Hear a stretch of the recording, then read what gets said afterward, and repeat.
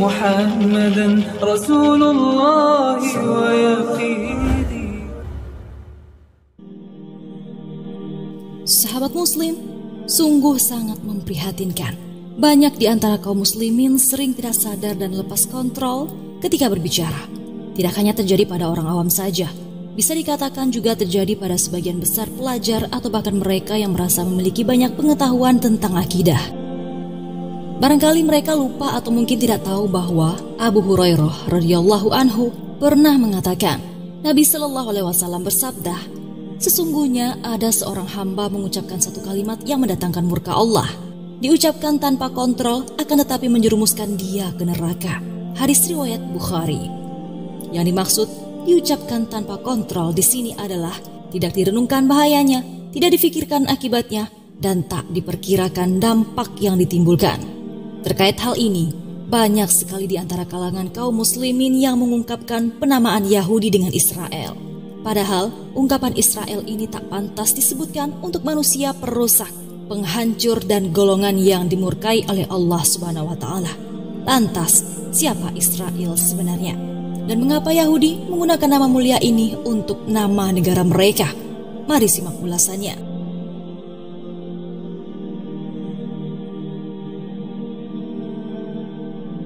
Tidak diragukan lagi, bahkan seolah telah menjadi kesepakatan dunia, termasuk kaum muslimin, bahwa negeri Yahudi yang menjajah Palestina bernama Israel.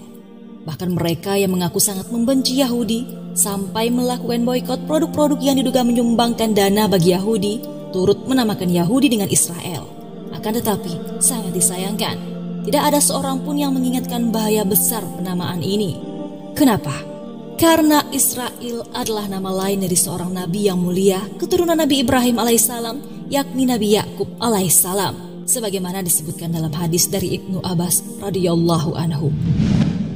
Sekelompok orang Yahudi mendatangi Nabi untuk menanyakan 4 hal yang hanya diketahui oleh seorang nabi. Pada salah satu jawabannya, Nabi Shallallahu Alaihi Wasallam mengatakan, apakah kalian mengakui bahwa Israel adalah Yakub? Mereka, para Yahudi menjawab, ya, betul.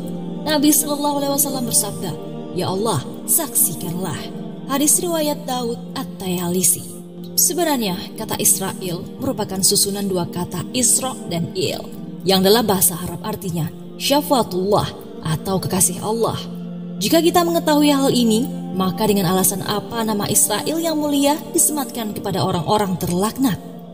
Terlebih lagi ketika umat Islam menggunakan nama ini dalam konteks kalimatnya negatif, diucapkan dengan disertai perasaan kebencian yang memuncak. Namun, sekali lagi, yang sangat fatal adalah ketika hal ini diucapkan tidak ada pengingkaran atau bahkan tidak ada perasaan bersalah. Pernahkah berpikir bahwa sebenarnya orang yang menyebutkan kaum Yahudi adalah Israel secara tidak langsung telah menghina Nabi Yakub alaihissalam? Dan pernahkah berpikir apakah Nabi Israel alaihissalam ridho andaikan beliau masih hidup? Allah Subhanahu wa taala berfirman, orang-orang yang menyakiti orang-orang yang mukmin dan mukminat tanpa kesalahan yang mereka perbuat, maka sungguh mereka telah memikul kebohongan dan dosa yang nyata. Quran Surah Al-Ahzab ayat 58. Allah menyatakan, menyakiti orang mukmin, laki-laki maupun wanita yang disakiti tidak melakukan kesalahan dianggap sebagai perbuatan dosa. Bagaimana lagi jika yang disakiti adalah seorang nabi yang mulia? Tentu bisa dipastikan dosanya lebih besar daripada sekedar menyakiti orang mukmin biasa. Lantas kenapa Yahudi menamakan negara mereka dengan nama Israel? Hal yang perlu dan wajib disadari oleh setiap muslim adalah penamaan negeri Yahudi dengan Israel termasuk salah satu di antara sekian banyak konspirasi atau makar Yahudi terhadap dunia. Mereka tutupi kehinaan nama asli mereka Yahudi dengan nama bapak mereka yang mulia Nabi Israel alaihissalam.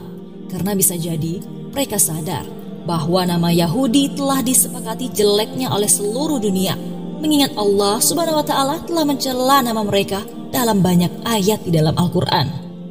Kita tidak mengingkari bahwa orang-orang Yahudi merupakan keturunan Nabi Israel alaihissalam. Akan tetapi, ini bukan berarti diperbolehkan menamakan Yahudi dengan nama yang mulia ini. Bahkan yang berhak menyandang nama dan warisan Nabi Ibrahim alaihissalam dan para nabi yang lainnya adalah kaum muslimin dan bukan Yahudi yang kafir. Allah Subhanahu wa taala berfirman, Ibrahim bukan seorang Yahudi dan bukan seorang Nasrani. Akan tetapi, dia adalah seorang yang lurus lagi berserah diri dan sekali-kali bukanlah dia termasuk golongan orang-orang musyrik. Quran Surah Ali Imran ayat 67.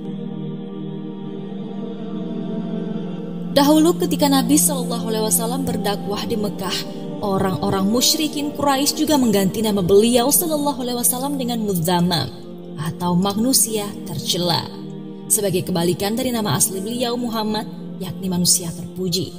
Lantas beliau SAW bersabda, "Tidakkah kalian heran bagaimana Allah mengalihkan dariku celaan dan laknat orang Quraisy kepadaku? Mereka mencela dan melaknat Mudzammam sedangkan aku Muhammad." Hadis riwayat Ahmad dan Al-Bukhari. Meskipun maksud orang Quraisy adalah mencela Nabi SAW, namun karena yang digunakan bukan nama Nabi Muhammad SAW, maka beliau tidak menilai itu sebagai penghinaan untuknya. Dan hal inilah yang dicontoh oleh Yahudi. Mereka menamakan negara mereka dengan nama Israel. Yahudi tidak merasa dihinakan dan dijelek-jelekan karena yang dicela bukan nama mereka, namun nama Nabi Yakub alaihissalam. Allahu a'lam bishawab. Sahabat muslim, berhati-hatilah dalam setiap berucap, karena hal salah yang dianggap wajar bisa membawa pelakunya ke dalam perbuatan dosa, termasuk menyebutkan Yahudi dengan nama Israel. Selayaknya, sebutlah mereka dengan nama yang telah Allah berikan dalam Al-Quran, yakni Yahudi, bukan Israel. Jangan lupa berbagi informasi dengan cara share video ini, karena barang siapa yang menunjuki kepada kebaikan, maka dia mendapatkan pahala seperti pahala orang yang mengerjakannya.